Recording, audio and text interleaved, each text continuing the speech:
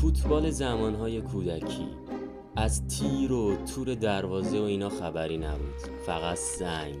از کفشای آنچنانی ورزشی هم خبری نبود، فقط دمپایی.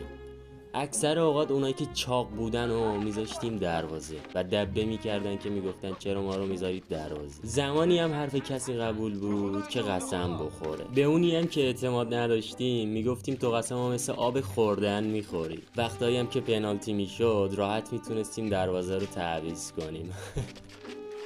وقتی هم که توپ از بالای دروازه‌بان رد میشد میگفتیم گل قبول نیست، چون دروازه‌بان قدش نمیرسه. این صاحب توپا به خدا هیچ وقت بازی بلد نبودن.